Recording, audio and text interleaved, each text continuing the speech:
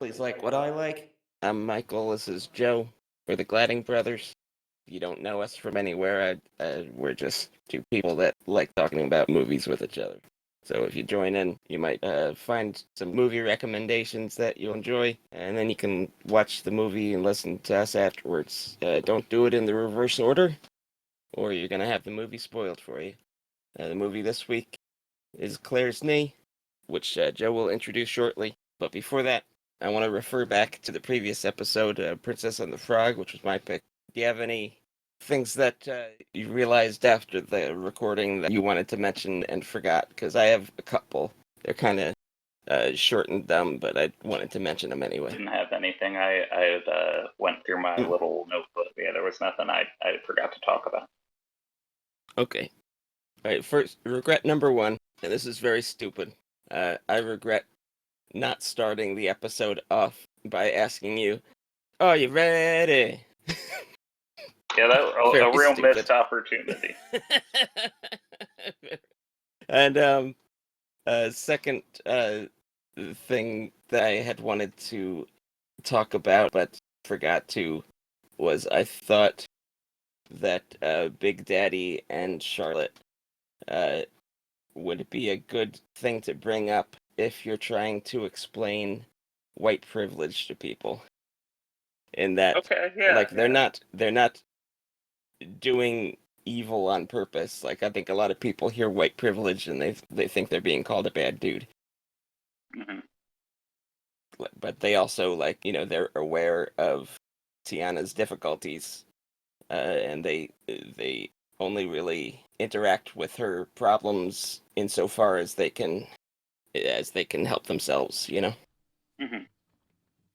That's my missed opportunities about Princess and the Frog.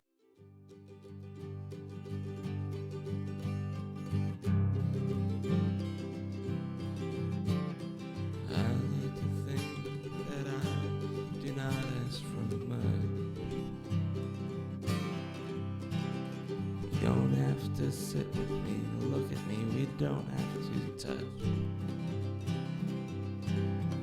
don't have to go for a ride on the back of my bike.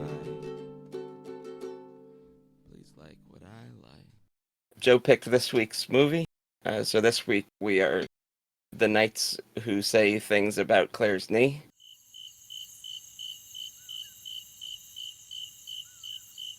And Joe, do you have a prepared statement like I did? Yeah, I have a bunch of things. All right, so Claire's Knee is a 1970 film by Eric Rohmer. Now, in French, people call him Rohmer, but it's a pen name taken from Sax Rohmer, so I'm going to call him Eric Rohmer. Okay. It is the fifth of 6 mural tales. It was made in between My Night at Maud's and Love in the Afternoon. I have some interesting facts about Eric Rohmer. He was born either Maurice Henry Joseph Scherer or Jean-Marie Maurice Scherer. People don't really know what his real name was. Wow. He was insanely private. Okay. He would wear disguises and mustaches, as in to a New York premiere of a movie. And his mother died without ever knowing her son was a famous director because he did all of his stuff under a pen name. Wow. Didn't even tell his mom about it. Yeah, so Eric Rohmer is notable for being part of the French New Wave. The 6 Moral Tales is one of his big collections of movies. He also did Comedies and Proverbs, a collection, I think, of 8 movies. I could be wrong on that. And 4 seasons of 4 movies, one for each season.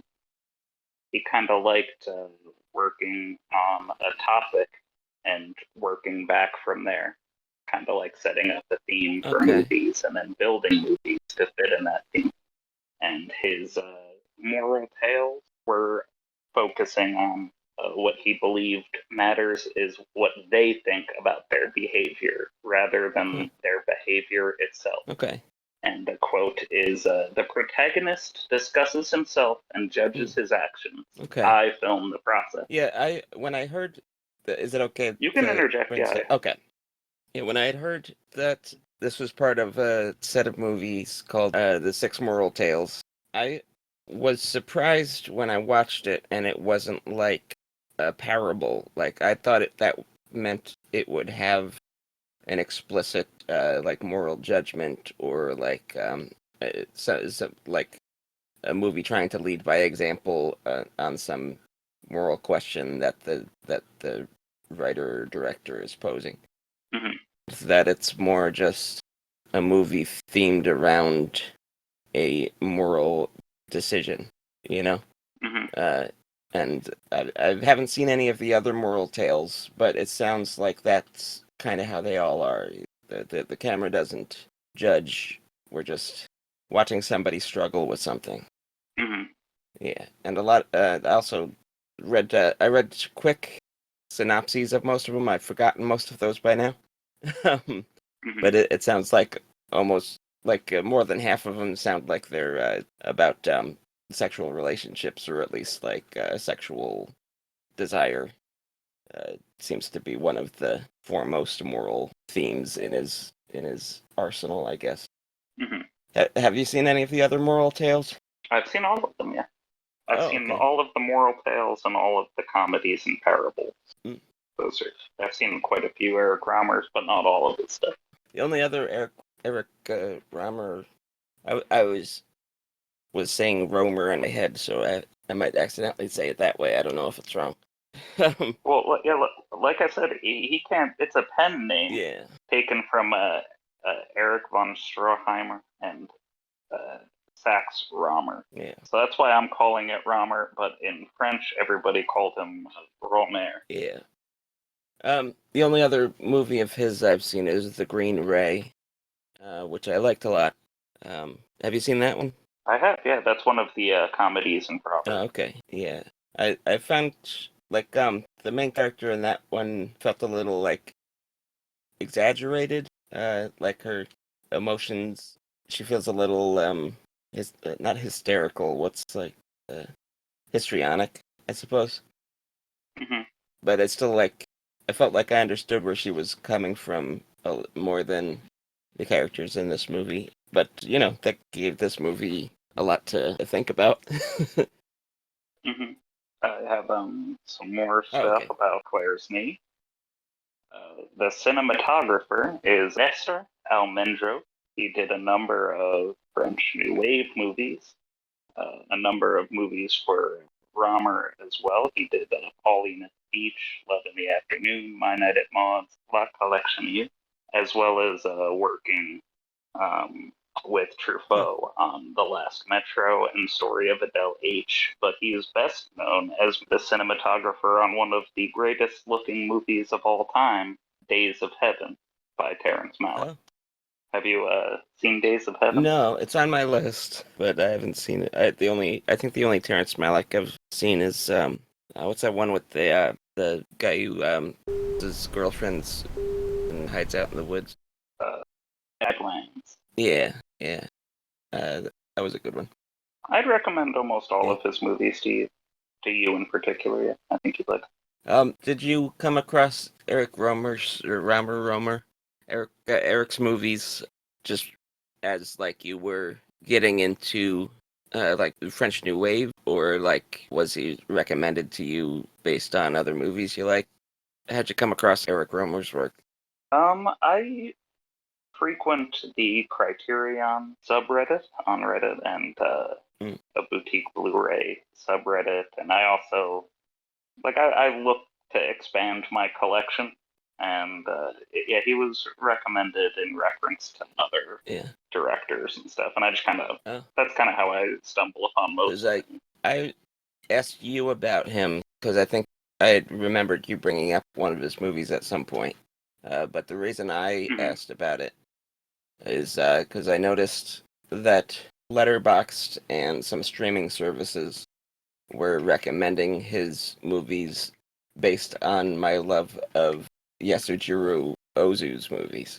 Yeah, yeah. At the end, I was going to kind of put like if you're a fan of, then check out Oh, yeah. section, and I had Ozu down as one of the people where if you like Mm. Eric Rohmer, you might like Ozu. They have a similar like melodrama-free way of making these really Yeah. full feeling movies. I don't know. Like, they both seem like literal slice of life. Like you're taking a few days out of a real person's life and like documenting it without judgment. And like the characters seem like real people, and the picture is well composed and well shot, but doesn't seem contrived. Yeah, I like it. Yeah, I put here Rohmer movies. Beautiful people talk about love in beautiful photographs. Oh yeah, and also like Ozu returns to similar topics again and again, often marriage or family growing apart and coming back together. And like yeah, Romer's also seems concerned with the same sort of topics over and over again. Just looking at his filmography. Yeah, another thing that I think stands out for Rohmer movies in general, and this one in particular, is that there's no score or soundtrack, but it's got a very full sound. Yeah. Like you're always hearing bird songs, bug noises, the breeze, the rain sounds like it's happening right outside your window. That's That's a good observation. It's so full. Yeah. It feels so complete and beautiful. Like I notice it really well in The Green Ray as well. I feel like that's a movie that like has that kind of full natural feeling where they really focus on sound design and it's such a natural sounding movie. Yeah, I am often annoyed by movies that seem too quiet. And I didn't get annoyed with either of these Eric Rohmer movies, so it probably speaks to his sound design. Yeah, like Clint Eastwood's directing movies always sound too quiet to me, like they're filmed in a hospital or something. You know what I mean? Like, yeah, he's got a kind of like utilitarian and clinical feel to his style. I've never really jived with. Yeah, the actress Beatrice Roman, who plays Laura in the movie, is also a frequent collaborator with Rohmer. Oh yeah.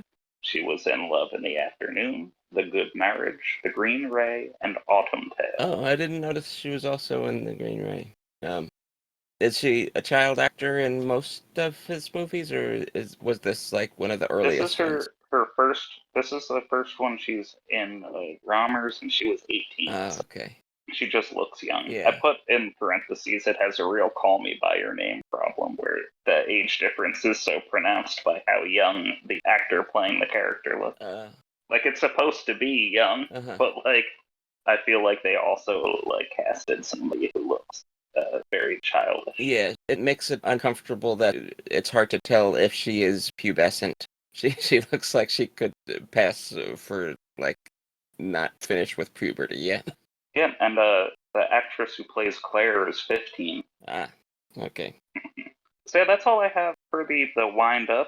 I'll get into a little more. So yeah. Claire's Knee is a story that takes place between June 29th and July 29th, presumably in the year 1970, about Jerome, a diplomat who is living in Sweden with his fiancée, but returns to the French vacation destination of Annecy to sell his villa, or his family's villa. And he ends up running into Aurora, an old friend, who is staying with Madame Walter and her daughter. And Aurora, who's an author, convinces Jerome to kind of play along with Laura, the 16-year-old daughter's crush on. So, what is your right out the gate? What was your opinion on the movie? The whole thing? Yeah, like before me explaining, let's see what I feel about the movie. I want to know going into it if you liked it, or if I have to convince you to please like what I like. I'd say, like I said about the Green Ray, I like that straight ahead. Like as soon as I watched it. This one, the first time I saw it, I had trouble getting into it, especially the first time I watched it. It's very much a series of conversations over a span of days.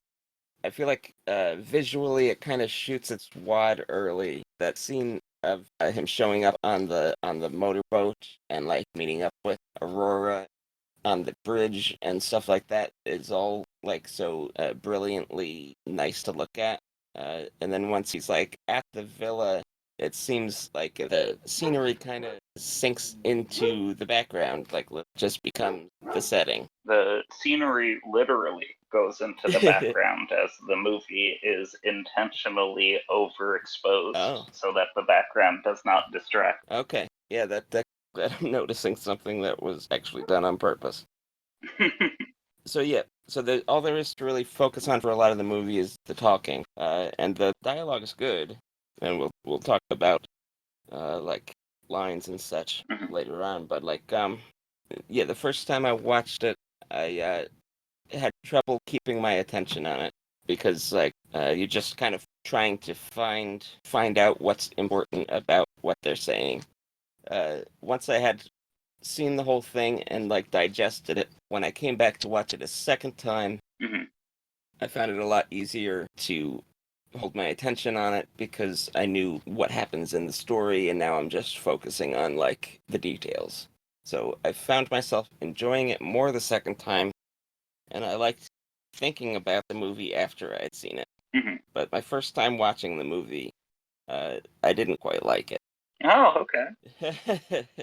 Yeah, I found the first time, if I wasn't watching it for this, I probably wouldn't have watched it the second time. So this is already paying off by getting more out of movies for me. Hell yeah. Okay.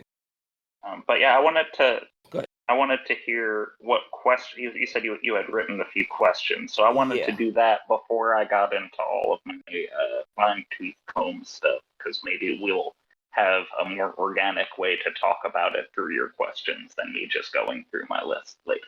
Okay. Well, let me say more about my first impressions. Oh yeah. Like I said, the first time I watched this, I was surprised because I had heard it was one of the moral tales. I thought there was going to be a moral. So, like, at the top of my notes for the first time I watched it, it says, "So what's the moral?" But then I like, well, don't do it again. I guess. But then I realized by the end that's not the point. But are we supposed to identify with Jerome, or are we supposed to be just sitting back and like sort of just watching all this as like a third party? Like Jerome really seems like the main character and the closest thing we have to a point of view character. He's the only one that's like always in the scenes, right? Like I found Aurora to be more likable than him, and like she's also kind of weird morally. Like we'll talk about that later, I guess, because she's definitely comes off as manipulative and weirdly asocial compared to the rest of the characters. Yeah. But I found myself more interested in Aurora than Jerome. Jerome seemed to me like his mind is so distracted by his chasing of women, that he doesn't seem to have much else going on.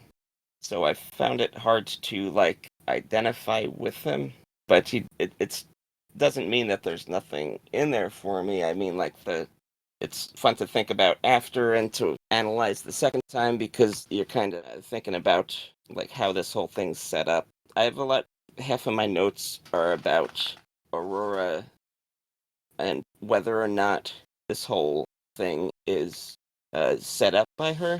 There's that scene. I don't know if I want to go into this scene. Let's go for it. Yeah, go right on. There's a scene about the Don Quixote picture. Oh yeah, I've got that written down. Yeah, that scene comes on pretty early on. It's about a part in Don Quixote where his like legend had grown to the point where the castle he's staying at, the lord in charge of the castle already knows about him, and he takes advantage of him by like putting him in a situation where Don Quixote thinks that he's a knight that has the chance to do heroic things, but actually he's blindfolded and all of the sensory information he's getting is controlled, you know? Mm. But, like, we're never shown Aurora in this story in control about what Laura and Claire do. So, like, it's unlikely that Aurora is behind setting up Laura and Claire with Jerome, but her talk that she gives in that scene about Don Quixote implies that she's defending, manipulating people and deceiving them in a way that makes that frames the rest of the picture, and her, like, why she's so interested in keeping Jerome's attention on Laura and Claire, you know? Yeah, I'm gonna It's go back to this because it's under. I have a okay. whole section in this, Okay. but I'm just gonna point out real quick that Aurora is real life Romanian writer Aurora Cornu, Oh, okay. and the chapters are all handwritten introductions, and I believe we're supposed to be not so Her much. notes? Yeah, I don't think we're supposed to be watching it as the story unfolding as much as it an adaptation of the story Aurora has written Oh, about these events. okay. Yeah, the Don Quixote part I think is kind of part of that, and also the fact that you are introduced to her on the bridge because she's bridging us to the story. Mm-hmm. And I have a little bit further into the Don Quixote painting, and I also think it kind of gives us a little more insight into Jerome. Don Quixote was a man who prefers telling others of the adventures more than the adventure itself, and I feel like you get that with Jerome, where he's kind of like not in his own story, but he animately tells Aurora everything dutifully because he likes having the story to tell. Have you read Don Quixote? Uh, not in a short enough time ago for me to talk about it now. It's been like, like maybe high school. I don't think I got that impression from. I think Don Quixote, the way he came off to me, would be going off to do these things even if no one was paying attention to him. Gotcha. So maybe I misremembered, but I figured that was like it sounds more like what was that Terry Gilliam movie with the guy in the hot air balloon? That Baron and like Munchausen. Baron von Munchausen. That kind of sounds like what you're describing. Anyway, sorry. Tangent.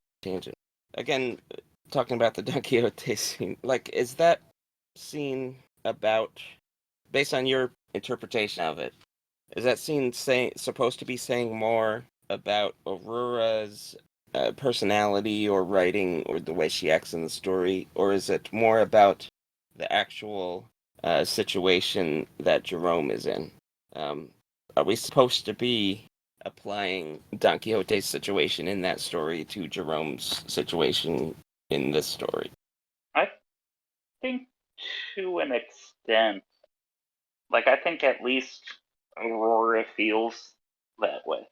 Like, I think, like you said, she didn't manipulate Laura and Claire's side of Jerome's little adventure. Yeah, all she really But did she was did like facilitate the story she's trying to tell. Like a producer on reality TV, she didn't feed anybody lines. She like produced the scene.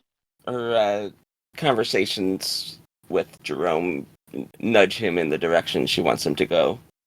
But she doesn't like actually set things up. But like the fact that Jerome doesn't remember Laura's mom is that we're not. I wrote down that that could be a sign that Aurora had like orchestrated part of this, and like she did like part of Laura's mom's backstory is made up, but watching it the second time, I don't think that's true. Laura's mom doesn't seem like she's lying. And then when Jerome goes on his hiking trip with Laura, she seemed like genuinely worried that he's going to take advantage of her. So, like, she wouldn't have agreed to this whole situation. Yeah, I think I just got weirdly obsessed with the with Aurora being the manipulator in this story based on that Don Quixote scene. Yeah, it's that much manipulation. Yeah. Like I said, I think she was like a reality show producer. She Okay. just kind of facilitated the moment, and what happened happened. Okay.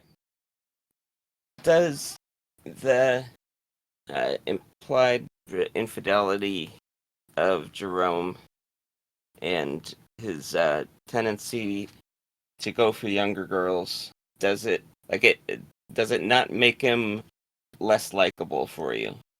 I just don't think he has a tendency to go for younger girls. Well, like, he claims that older girls intimidate him when he's talking to Aurora and Laura's mom. And, like, they have that conversation where Aurora says that she only goes for younger guys, and it seems like they're connecting with each other over that, you know?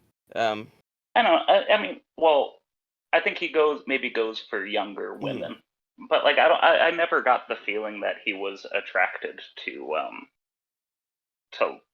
like Laura because she was underage, or Okay. even at all. I think he was in that situation because Aurora kind of pushed him into it, and I think his interactions with Claire were unusual for him. Okay. That's kind of especially on the most recent watching, that was kind of my reading. I didn't get that. Okay. But then again, I do feel like the movie does have a disconnect between Jerome and the things Jerome says about Jerome. Yeah. Like, it feels unconvincing to me when he's talking about his relationship with his actual fiancée. What's his fiance's name? Exactly. Yeah. His fiance's name is Yeah, Lucinda. she's only in the movie as a photograph. Oh yeah, I get Yeah. into that. Well, I had. All right, I'm gonna say something and let me know if this is too much of a tangent from what we were talking about. Just go for it. Yeah.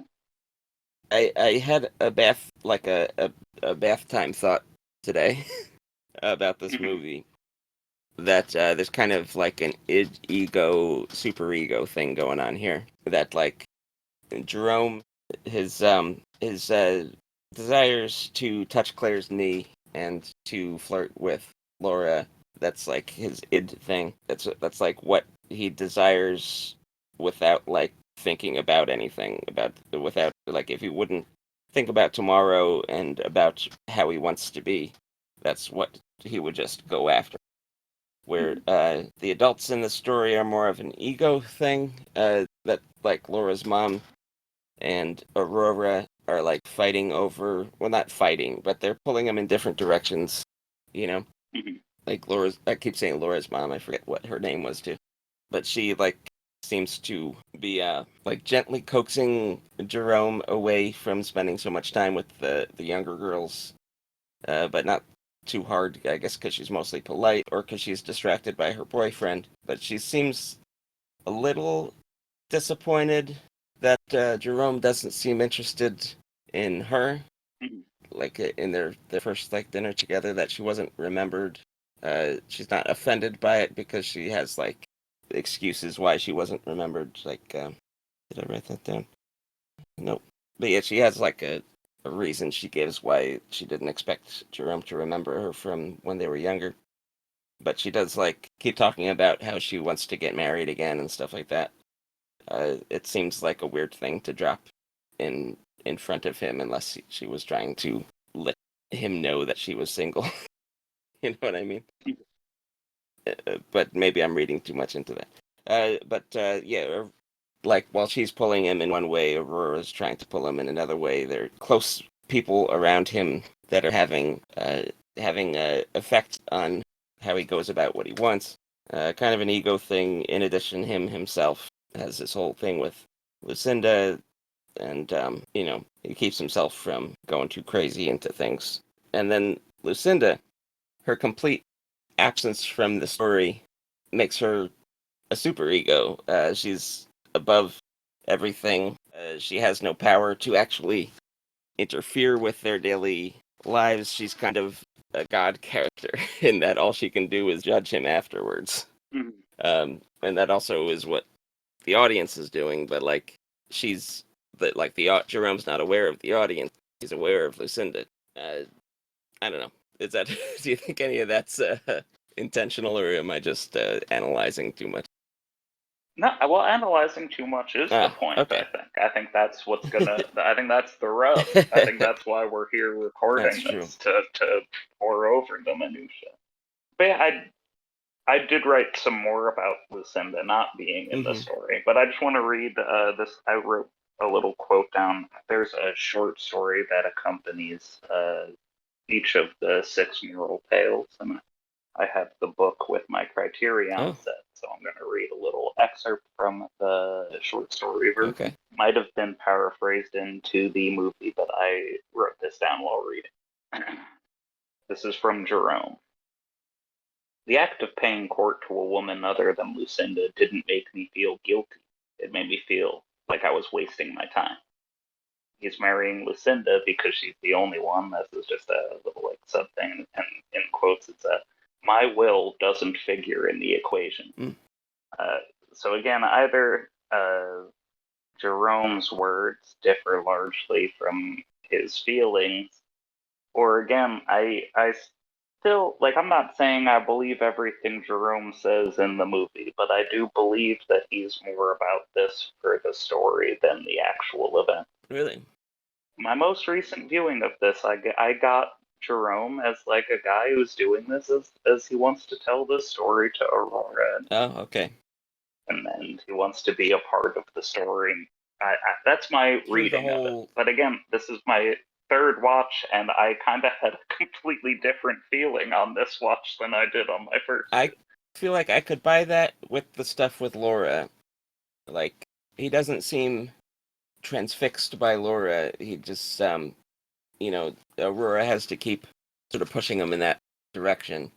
And, like, the way he calls her little lady or something like that. Is that what he calls her in the subtitles? Little lady?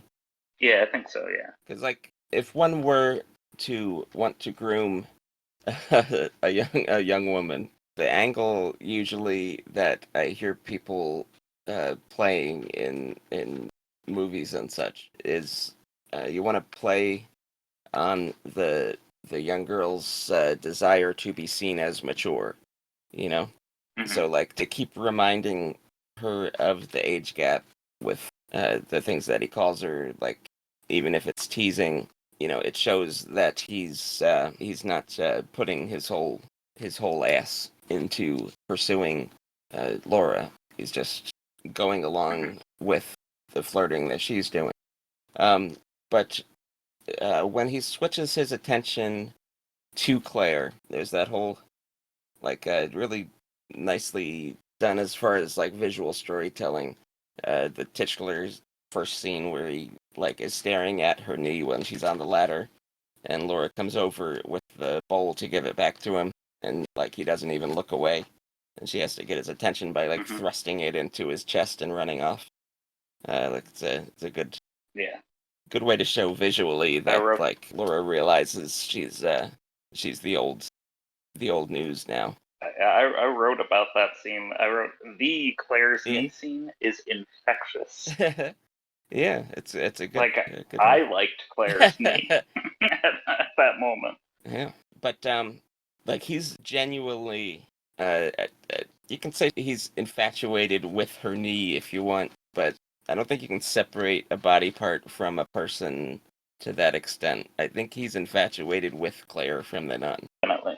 I think he had talked about how because I have like a little bit in here about desire and the want of desire, but I had put that he was trying to capture desire by kind of engaging with his feelings toward Claire's knee, which I feel like surprised him. Well, yeah. I feel like him wanting Claire's knee was like an awakening moment in which he said, "I didn't think I'd ever desire a woman." Okay.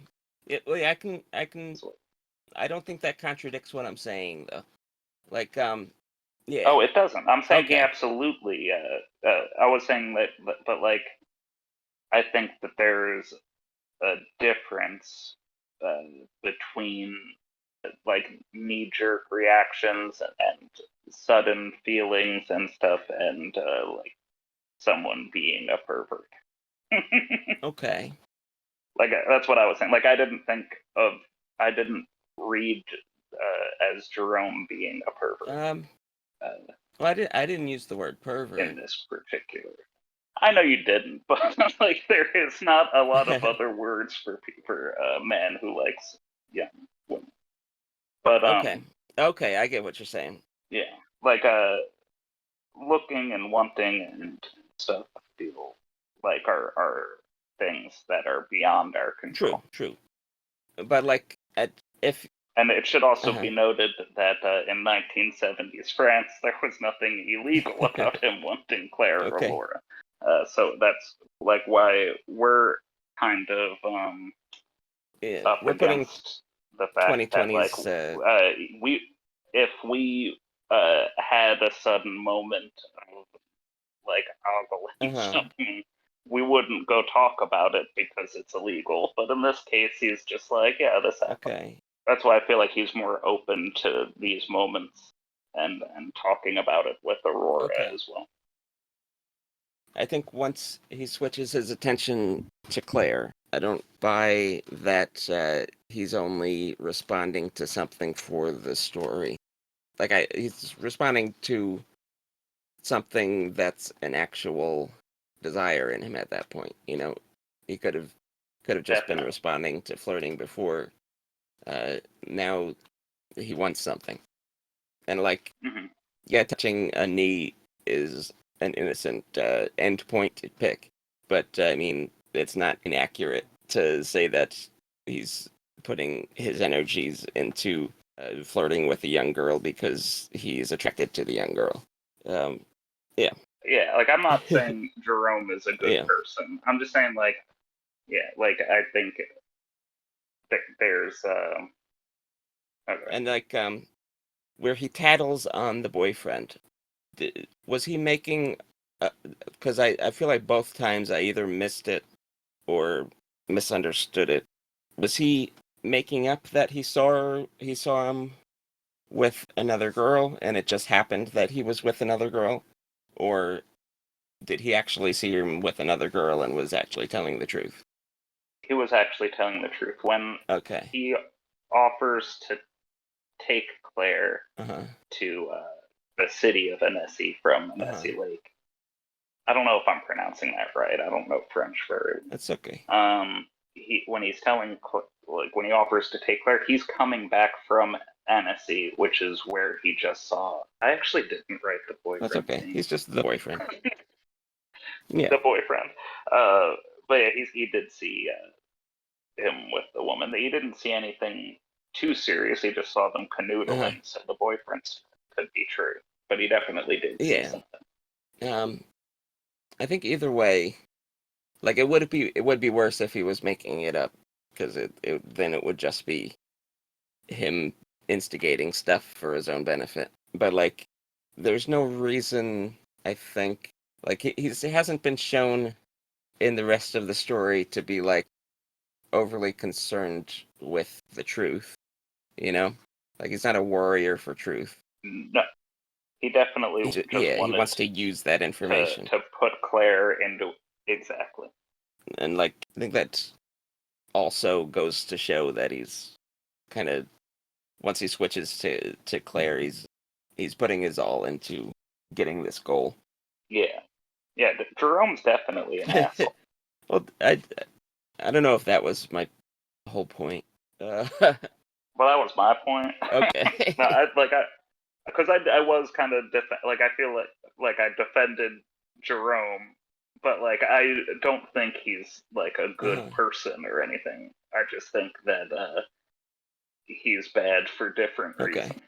I wanted to say something, like not my next pick, but probably 2 picks from now. I brought up that I think I want to do a Woody Allen movie, and like watching this movie is what got me thinking about Woody Allen. I think for reasons that you probably can figure out. Yeah. Yeah, But yeah, a lot of anyway. yeah. I feel like the age thing Mm-hmm. is kind of like it gets in the Yeah. way of a lot of the interesting things the story has to say. Okay. And I feel like it could have been just as effective of a movie if Laura and Claire were both 18 Okay. year olds. Yeah.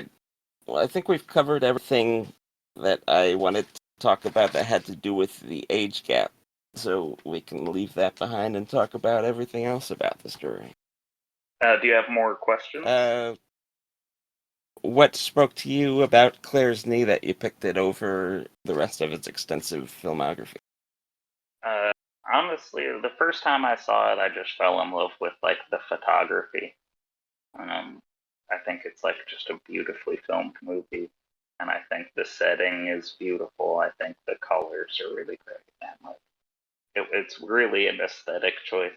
I think it's just like a really beautiful movie, and there's a lot of like I'm gonna get into a bunch of different stuff about this movie in a bit, but I feel like there's it's a simple story with a small cast, and the entire cast just feels like 100% like real people. Like everybody who has a speaking role in this movie, I feel like has like a personality, and I didn't feel like anybody was a cardboard or a stand-in or anything. People had like emotions that were their own, and reacted to things in a way that like a person would react, and I really enjoyed the craft there. Yeah. Yeah. You know, I but I'm about to get into I don't want to talk too much over the things I'm about to say later. But like, it's just a very complex movie okay. to me. I feel like there's just a lot of layers and layers and layers, and you can peel it back. And it would give us a lot to talk about. Okay. I suspected that like you were thinking in terms of discussion when you picked it. But like, it is honestly one of my favorite movies. I've watched it 3 times now, and I know that's weird, but yeah, I don't know. I just love it. Like, it presents itself in a very simple way, and it's very it's Yeah. got depth. I do tend to like seek out movies where the plot revolves around conversation. That's why I watch a lot of movies made from plays for that reason. And I like that about this movie. Like I said, the second time I watched it, I felt I could pay attention to the dialogue a lot better, And and like I really thought it was realistic and well made dialogue. and I'm also a big fan of movies about Oh scoundrels, yeah. and yeah, I like watching movies where I disagree morally with the characters, and when they do things that I absolutely would not do. Okay. Those are my favorite. My favorite type of movie is just like a character from a Tom Waits song comes to life and does bad things to his friends. Okay. I don't know I don't know if it's like a cathartic thing. I just like movies about pieces of shit. Huh. Okay. Cool. Yeah, I can think of tons of movies to recommend then. But let's not get bogged down in that. Yeah. So one thing that I wrote about this movie is that it has distance in it, both its form and its themes. The distance is Aurora Corno being both an author of the story and an author in real life, and it kind of like distances us from the story because we're getting her telling of it with the handwritten chapter notes, and every other day Jerome pretty much comes, and there's a scene where he tells Aurora more in depth about like there's the day of kind of part where you watch the events in Uh-huh. real time, and then in the next day it'll be Jerome talking to Talking about the Aurora, previous and day. it's kind of like a Q&A where Uh-huh. we see both the events and then Aurora asking Jerome about Oh, the event. okay.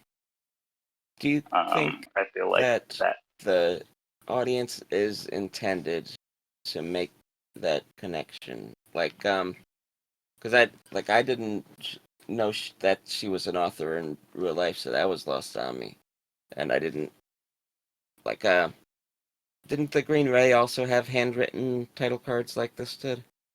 Or am I misremembering? It's been a long time since I've watched the Green Ray. So I thought they both did, so it's just like, oh, this is... I thought it was just part of his style when I watched this. But, like, I hadn't made the connection I don't know. of her... Like, I thought the way we were supposed to understand Aurora is, like, that she's having trouble with her book, so she is trying to get inspiration from Jerome's life, and Jerome, like, that does kind of egg him on a bit, but, he's, like I said, I think he's responding to actual things that he wants. But, like, I didn't get that, like, second layer of narration kind of effect. Like, if Aurora were narrating a little bit, or, like if the movie had started with her saying, like, the other day I ran into Jerome or something like that, even like a little bit of VO would have pushed me in that direction, but I didn't even consider it. And I'm wondering if that's... It could have been something that he didn't like, because you can, I feel like, watch it without that, as I had in the past, and still enjoy it. Like, I don't think it's necessary to the substance of the movie, but I think it is a layer that is put in there for us to take if we'd like. Yeah, I don't think that it's not there. I just wondering how obvious it's supposed easily to. Missed. It might have been more obvious if you were a European in the 70s, and maybe Aurora Cornu was like a person of note at the time, and she is not any longer. But that, like, or at least to me, it kind of clears up a lot of what I was kind of hung up on while watching it, because like I said, I kind of got weirdly obsessed with figuring out to what extent Aurora was manipulating the story. And I think if I had figured out this authorship angle a little more, then I don't think I would have gotten so weirdly into trying to figure that out. Yeah. So another little thing about the distances in the movie. There's a big conversation when Matt and Walter and Laura and Jerome and Mrs. Walter's current beau are sitting in a little circle having a conversation. Everybody says something about where the best view of the mountains are, and I feel like it kind of reflects their feelings towards the younger Laura. Says that her favorite part is being right up in the middle of it, being right in the middle of the mountain, the best spot from which to view them.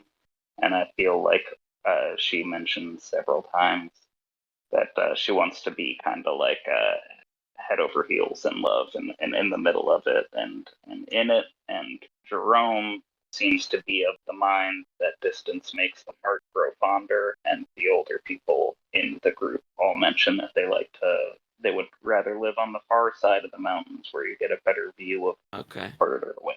And I feel like that kind of reflects their feelings a little bit. And that your take on Don Quixote kind of goes with that, right? Like, in your mind, Don Quixote would rather reflect on the adventures he's had than go on a new adventure, right? It's kind of the adult response there. But yeah, I guess, like, it makes sense. It's for the young to dive into experiences, for the old to reflect back on them. Yeah. And I put for another thing with distance as the form.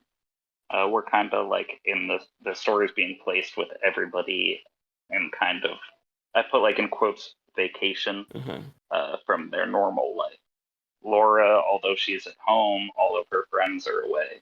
She's kind of like on vacation from her normal life because her friends aren't around. And Aurora and Jerome are both away on vacation. Yeah. And we never even get to see Lucinda. We had a distance from Jerome's life and the distance from everybody's life, because they're all on vacation. Yeah.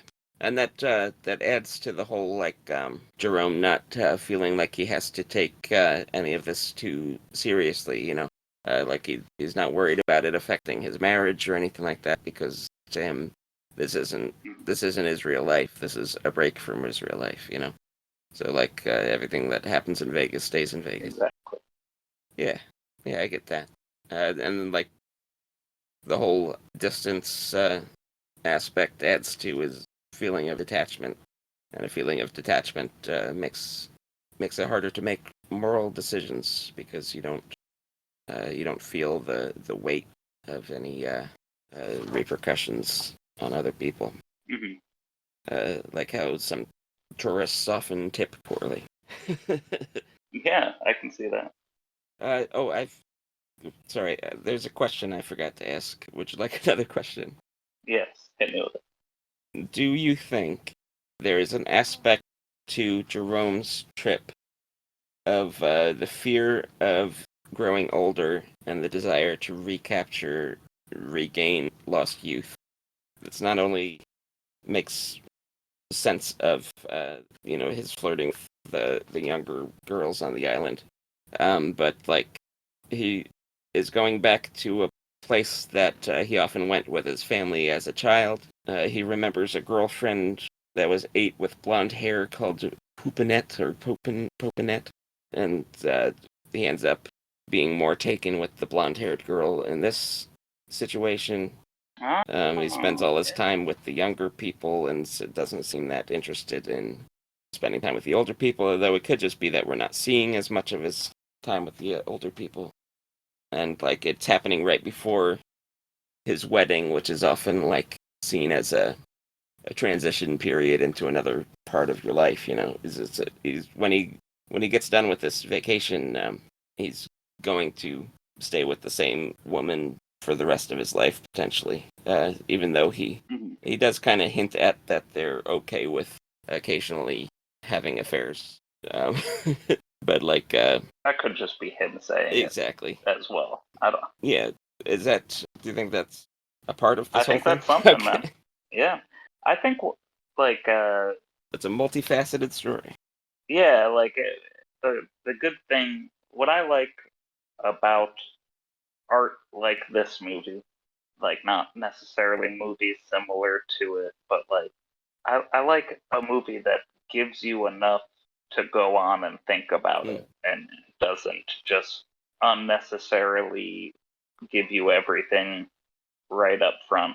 I don't know. I feel like there's just so much here to kind of pour Yeah. over and think about long after the credits roll. And that's another reason why I like this movie so much. Yeah. I definitely felt like I did a lot of thinking back on this one. So I just wrote a little. It's got there's kind of a banality of the moral failings of the people in the movie. I don't think that they're necessarily evil or bad people, but I think that especially the two main adults in this movie, Aurora and Jerome, are just intolerably selfish and short-sighted. Yeah. They just go on vacation and kind of toy around with these young girls' emotions and feelings. Yeah. And if we're to believe Jerome, which, like I said, this time around, I kind of was a little bit more trying to take Jerome at his word and watching the movie through that lens. Not so much every other time, I kind of just took Jerome as full of shit, but I think it works either way because there is a type of person out there who is like this. He's not a bad guy, but the things he does ends up being bad things because he's just kind of blind to it. He's not lusting after these girls. He just doesn't care that acting like it will hurt them anyway. Okay. Yeah. That when Laura's mom tries to voice that she's afraid Jerome will take advantage of Laura, he doesn't seem to take her that seriously. No, he doesn't. Yeah. Yeah, it could just be that he doesn't care. That he doesn't concern himself with. Yeah, Maybe that has something to do with the fact that he's a diplomat. He's only in these places for a short time, so he's used to not dealing with the consequences of how he interacts with people. mhm. Even though that's probably a big part of his job. Yeah, that's true. I definitely was glad that Aurora and Jerome don't have children. Yeah. Yeah.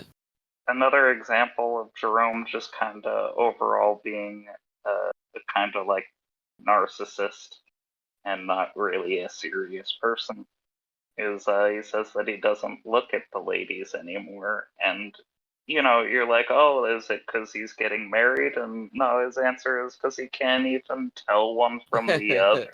Like, he thinks of women as just these interchangeable things. And, like, I don't know, he just doesn't give a shit. Yeah, I found him hard to believe when he talks about Lucinda, because he seems like he's trying to convince himself that this marriage is a good idea when he talks about it. Yeah, I can definitely see that. But at the same time, you can, again, like I said, this time around I tried watching it while taking him at his word, and because he does continually talk about love in relation to friendship. And his relationship with Lucinda, he makes it seem like Lucinda is just a really good buddy who he's decided to spend his life with. And I feel like that does have a ring of truth to it. He sounds... And is Go ahead. not only a way to find your mate, but probably the best way to find someone to spend your life with is someone who you want to be best friends with forever.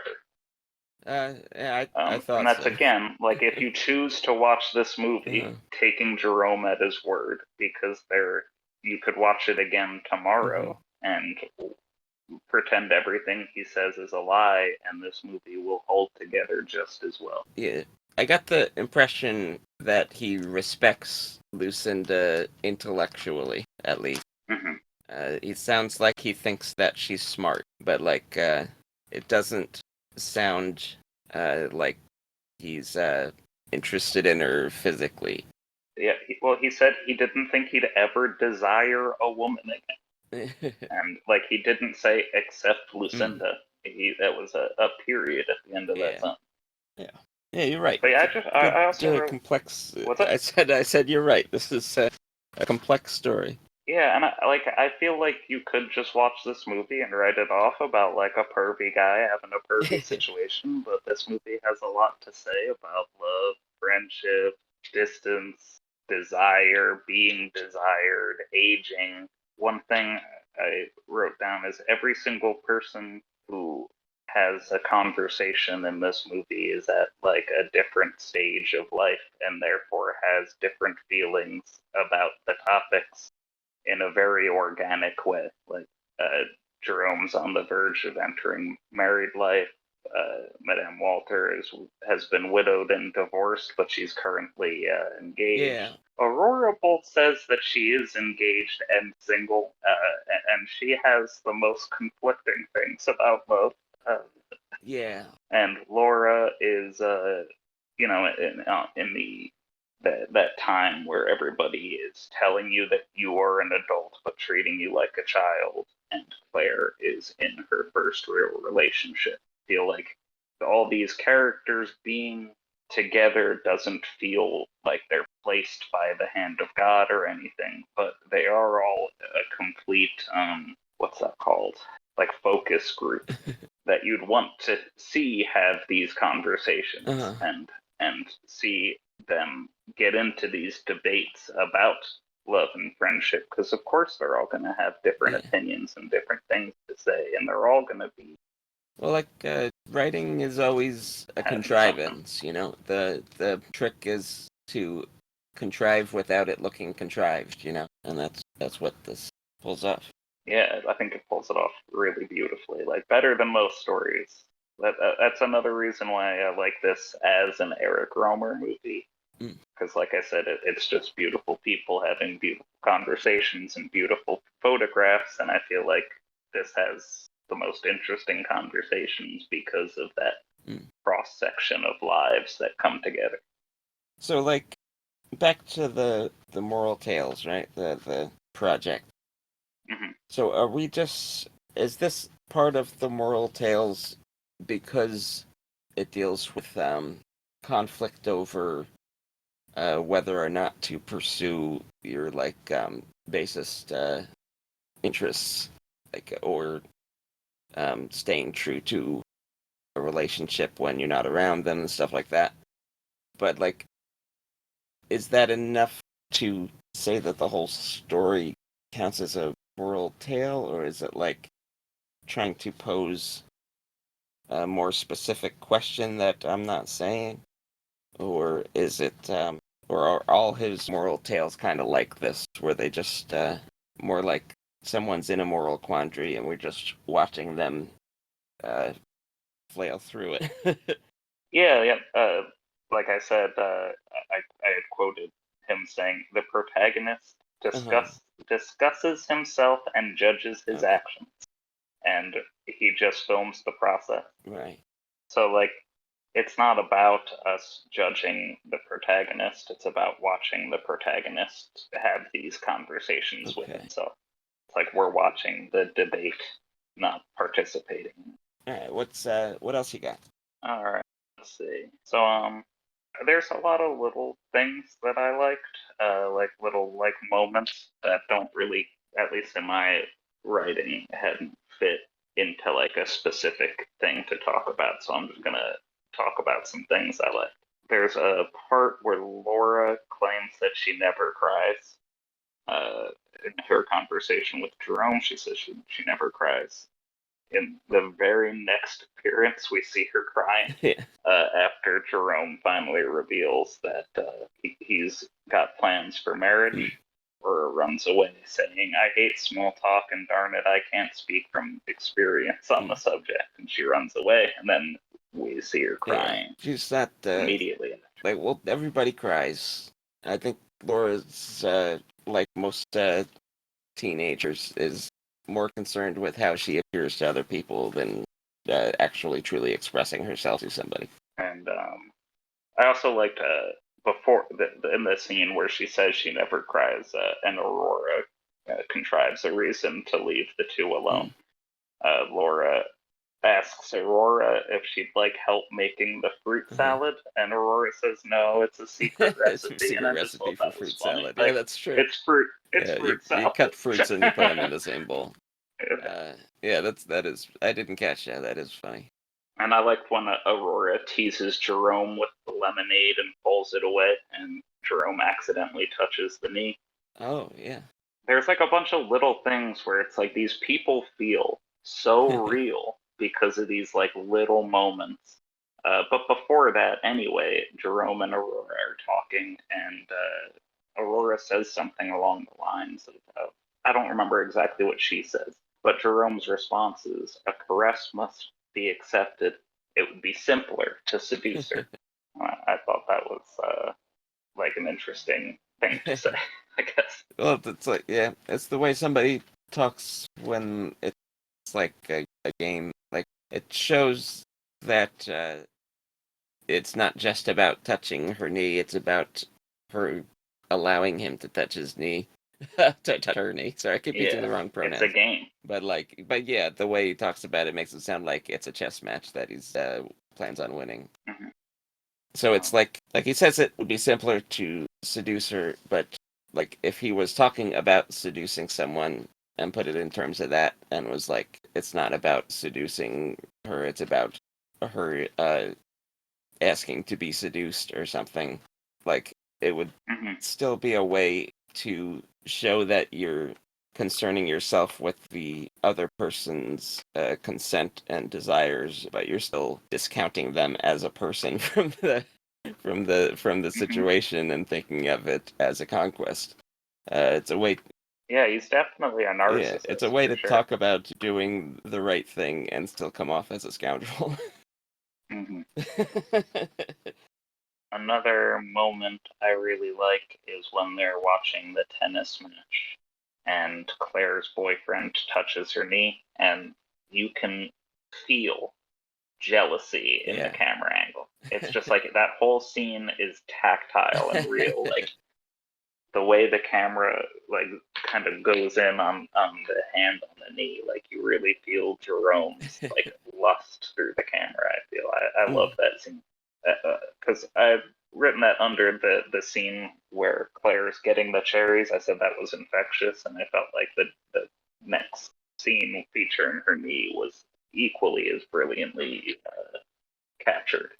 The boyfriend and Claire reminded me a bit of Before Midnight, the teenage couple in that movie. I don't know why. Mm-hmm. I think kind of because they're kind of there to act as a contrast for our main couple in both stories, I guess. Well, not our main couple, but our Jerome in one story and the couple in the Before trilogy in the other story.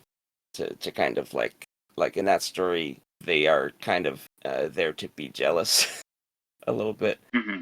A lot more focused in Jerome's case, and it's more like one-sided. It's not like in Before. It's about the relationship that they're jealous about, whereas with Jerome, it's about I want to take his place. You know? Mm-hmm. Yeah. It's like Uh, the Jonathan the Richman song "I'm Straight." Anyway, the boyfriend is Giles, by the way. Giles, like in the Crucible. Or I don't know. It's Gilles. Was I there don't know was there a French Giles in the pronunciation. Crucible? I thought I might be misremembering. I don't remember. I The think I'm Crucible. It's been misremembering. forever. Forget I'm gonna just say I don't. I now realize I might be misremembering whether there's a Giles in the Crucible. I might just cut that whole thing out. What? You got more? Yeah. Yeah. So at the end of the movie, Jerome talks about breaking the spell.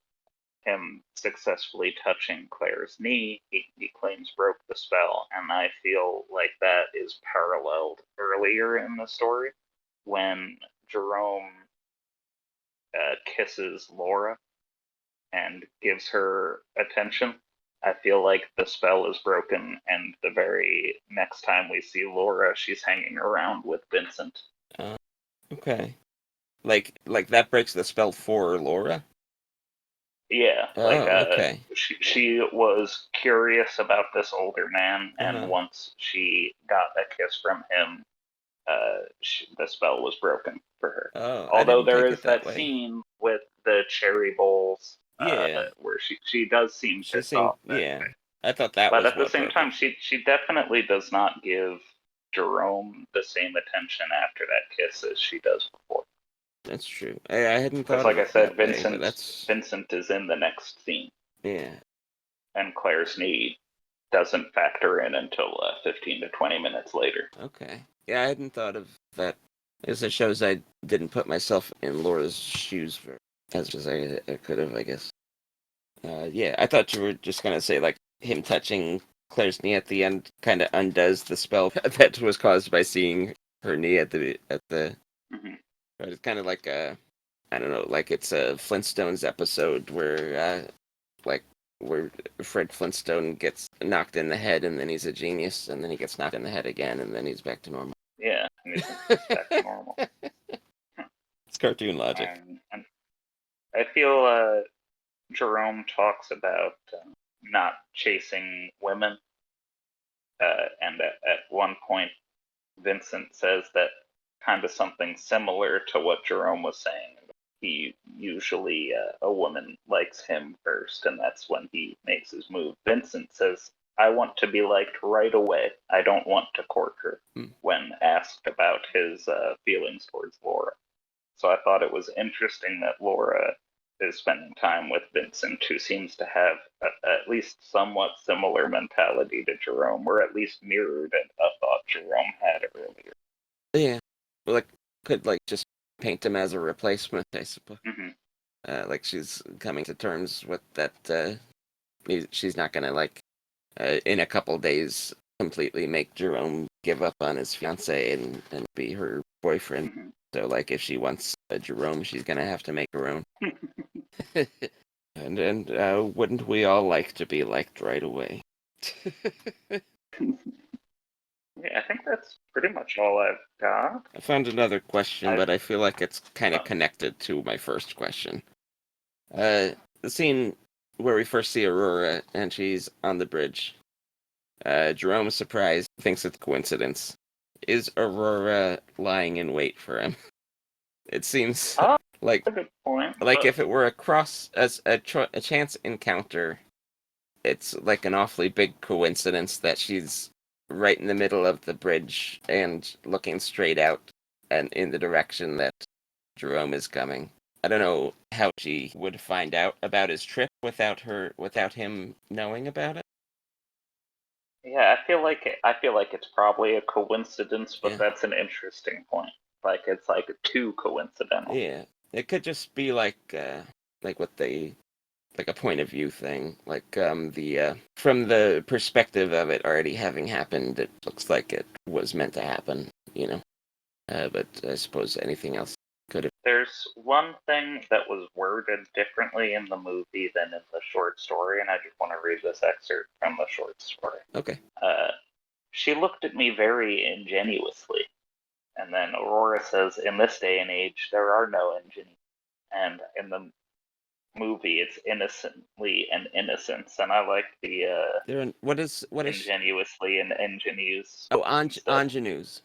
Ingenues. Yeah, and like yeah. Yeah. I think it means the same thing. Yeah, it does mean the same thing. It has I think the it's added like layer of like you never think of those two words as they're supposed to be related. Oh, okay. Ingenuously and okay, ingenuous. yeah. And like ingenue, when Aurora says there's no ingenues, right? No, Jerome and Aurora says. Yeah. Not Laura. Yeah, that's what I said, right?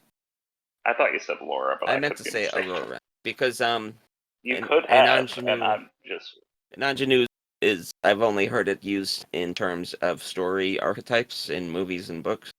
So it makes sense that the author would be the one to say that. Yeah, and yeah. I just I'm gonna end it my piece with this quote about the titular item. Her knee was angular, narrow, smooth, delicate, within reach. That's what Jerome says about the knee. Within reach. But yeah, I don't know. It's just like I love it as a piece of art. Like I will admit that it's probably not for everybody. I think it's easy. It's got like a story that's kind of distracting, but I feel like every other item in it just works so well together as a whole, and I feel like it's just a brilliant movie. I enjoyed thinking about it and talking about it with you more than I enjoyed watching it, but I agree with you that it is a good movie. And I'm glad that you recommended it. Good. Should we close out by talking about the next pick? Yeah, the next pick is one of yours, right? Yeah, Tampopo. Tampopo. Which I believe is going to be your introduction to Juzo Itami. I've seen 90% of his movies. I kind of, that was the first one that I saw, and it's the reason that I, after that, did a deep dive into his stuff. So I like it a lot. All the movies I had to choose from this time were Japanese live-action movies made since the 80s, I think was my criterion. And I love all of them. I'll probably reuse the rest of that list. So I was going to be really excited no matter which one you picked. Tampopo, for people that haven't seen it, it's a love letter to food and eating and exploring new food. It's one of those movies where not everything is narratively connected. So there's a main story and then there's little stories interspersed. So like, if you start watching it and you're like confused narratively, let it flash by in front of you. So I warned people about the thing that I warned you about. Yeah, go ahead and warn. There's like animal violence, right? There's a scene Yeah, I that think that's an shocked me important thing enough to that I wanted to warn. warn Joe about it. So I'm going to warn the rest of you about it. If you want absolutely no spoilers about Tampopo, then press stop here and you won't miss anything else. At some point, you'll see a turtle come into the bottom section of the screen. I would advise you, if you are shocked by animal violence, to look away, because something bad happens to that turtle. It's not a turtle that is seen in the rest of the movie. It's not like a character. But yeah, if you don't want to see violence against an animal, don't watch that part. Just look away for like a minute. It happens really fast. Okay. And I don't know how long we'll be doing this podcast for, but if we do it for long enough, it might come up. But I had watched the movie Tuki Buki from Senegal. Oh yeah, that's on my list too. And they are way more cavalier about where and when they butcher animals in Senegal than I was prepared for. And I had to hard stop the movie and start again another day. Boy, okay. Well, I think I'll save that for in case you pick it. And it never comes up again, and the rest of the movie is one of my favorites of all time. So after discussing Claire's Knee, would you watch it a third time, do you think? Maybe. If only to, like, reflect back on what we talked about and try to, like, see things ways that I didn't see it myself. But I enjoyed our discussion about it, but I don't think our discussion about it made me more excited to rewatch the movie. I didn't get you on a please like what I like. Like, sure. Love, no. Love, no. But I do recommend you check out the rest of Rohmer's stuff. It's all of a quality. Yeah, like I said, I connected more. Like late Ozu. I connected more with you Greenway, so like I do want to watch more Eric Rohmer. I recommend Pauline at the Beach next. Oh, I probably will. Oh, and I should mention before we stop recording that Tampopo is on Criterion Channel. I think it's also on HBO-Max. There you go. Yeah, but I'm sure it's on HBO-Max because I was just cycling through that the other day and I was like, oh, I gotta watch it. All right, excited.